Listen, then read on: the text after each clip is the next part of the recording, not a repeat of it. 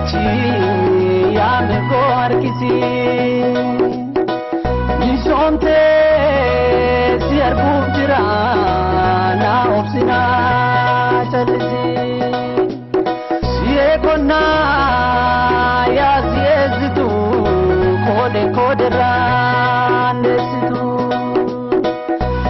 waliin tolaa yaa sanyii kormaas taa'iin qabdu bittormaa.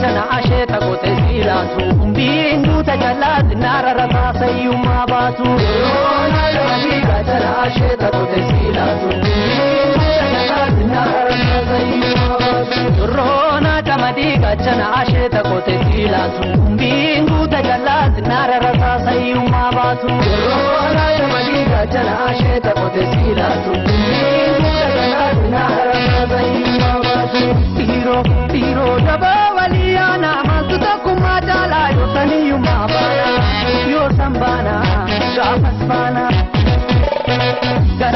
garafi mikole na garafi choda nya dabarte kadeke etiati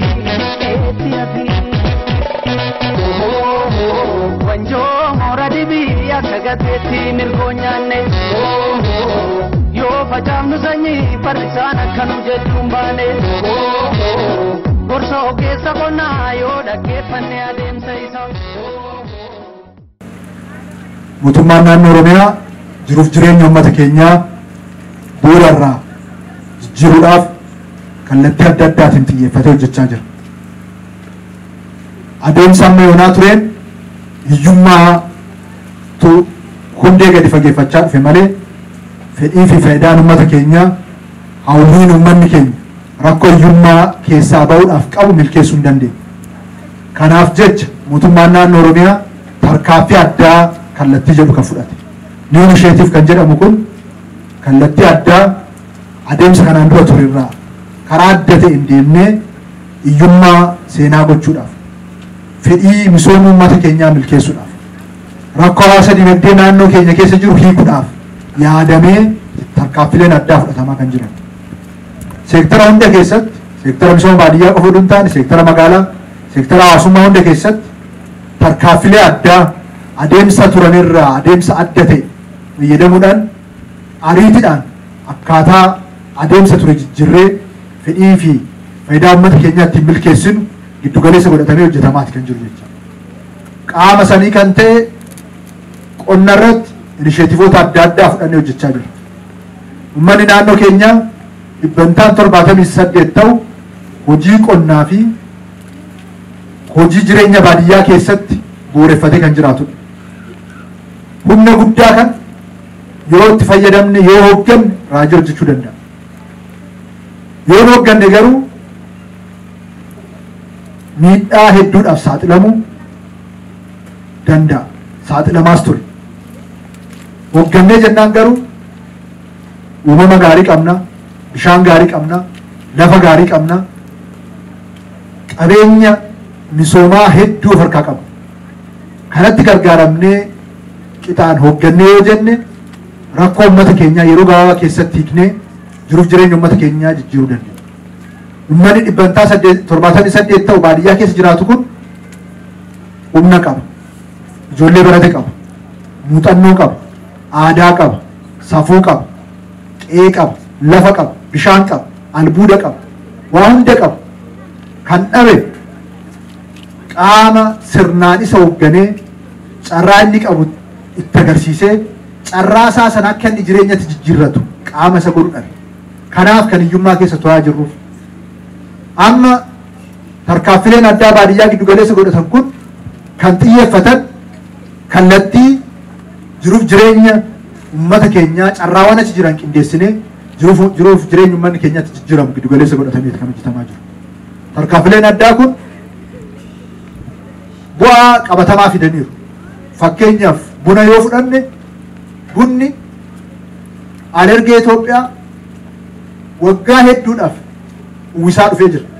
Mootummaan garuu bunarratti mallaqa baasee ramadee hojjetee hin beeku. Erga Naqamte irratti dikilaareeshinii bunaa misoomsuu oomishaa oomishtummaa isaa dabaluu labsinee bajeta mootummaa ramannee itti galle asitti haga guyyaa har'aatti bunni biiliyoona 2.7 ol dhaabbatee jira Oromiyaa keessatti waggaa sadan darbe.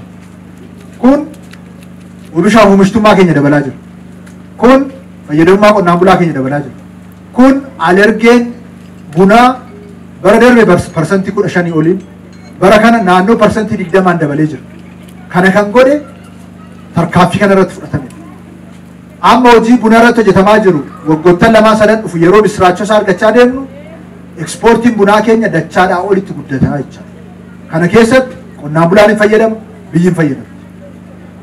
Haala kanaan kan tarkaanfiin addaa damma irratti kan fudhatan, tarkaanfii addaan makaanaayizeshinii irratti kan fudhatan, tarkaanfii addaan avukaadoo irratti kan fudhatan, tarkaanfii addaan shaayii irratti fudhatamaa kan jiru, qamadii jallisiidhaan misoomsuu irratti fudhatamaa kan jiru, dhimmoota biroo irrattis jecha. Kanaafuu dhimmoota tarkaanfii addaa kana bajataan caalmatti immoo hoggansi xiyyeeffannoo kennee hogganuudhaan itti siqee rakkoo jiru hiikuudhaan akka dubbiin karaa qabatu gochuudhaaf hojiin hojjetamaa jiru kun waa hunda jijjiiraa deema jiruuf jireenya uummata keenya jijjiirama. Kana keessatti galmi inisheetifoota keenya misooma baadiyyaa waan 4. Tokkoffaa fi inni guddaan wabii nyaataatiin of danda'udha. Qamadii alaa galchaa deeggarsa argachaa biyyi keenya jiraachuu qabu. Kanaaf wabii nyaataatiin of danda'u nurra jira. Akka sila Dr. Girmaan kaase nyaata madaalaattis ceessaa deemu nurra jira. Maaliif waa hundaaf waan ta'u qaba naannoo keenya. Qabeenya waa hundaaf qabu qaba.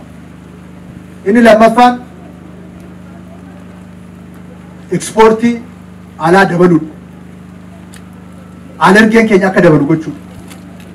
Inni sadaffaan kan alaa galu biyya keessatti oomishnee bakka buusuudha of danda'uudha.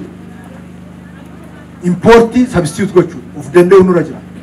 Arfaffaan kana keessatti carraa hojii bal'aa uumuudha. Kanaafuu dhimmoota kana milkeessuudhaaf akka karoora gurguddaatti qabaman keessaa tokko muuziidha. Muuzii har'a as aanaa Iluu Galaanitti dikilaareeshinii Iluu Galaan labsinee jirra. Baga gammaddan baga wajjin hin gammaddan.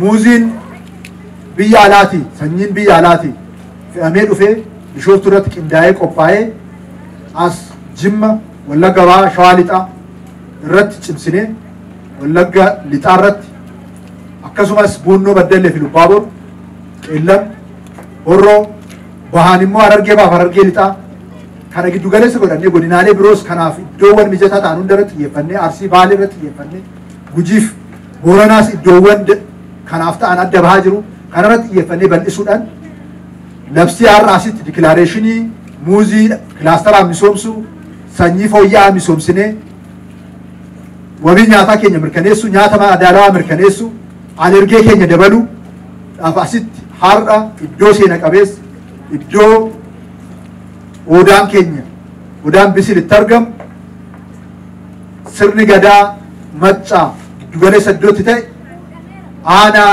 Iluu Galaanitti labsinee jirra. Labsiin kunis guyyaa irraa kaasee labsii muuzii kilaasteraa misoomsuu aanaa Iluu Galaan yookaan muuzii kilaasteraa misoomsuu Iluu Galaan jedhamee beekama. Kanaan goonee yeroo gabaabaa keessatti muuzii nyaacha madaalawaadha. Muuzii oomishnee biyya alaatti erguudhaan akkuma bunarraa argannu bunarraa muuziirraa sharafa alaa kan itti argannu ta'a. Kun immoo waggaa 2-3 booda miti ji'a 11 booda. Kanarra dhaabne kun ji'a 11tti muuzii kenna. Kanaafuu ji'a 11 irraa dhufee nyaadhaanis kanaaf baga gammaddan isin jechuudha.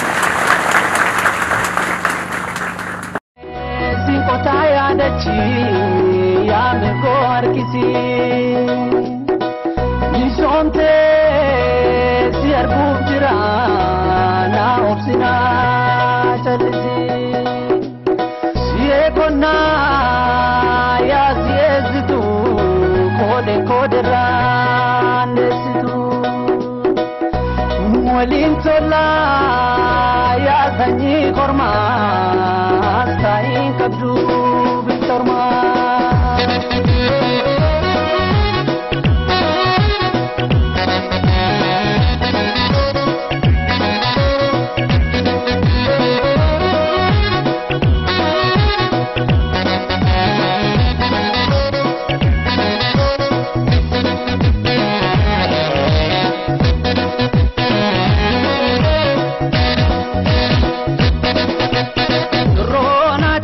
Gachana asheta kote silatu bindu tajalat nara rata sayyuma batu Rona yami gachana asheta kote silatu bindu tajalat nara rata sayyuma batu Rona tamadi gachana asheta kote silatu bindu tajalat nara rata sayyuma batu Rona tamadi gachana asheta kote silatu bindu tajalat nara rata sayyuma batu Tiro tiro jaba Waliyana mantuta kumajala yo taniyu mabana yo sambana gamasfana garafi garafi mikole na garafi choda nya dabarte kadege etiati etiati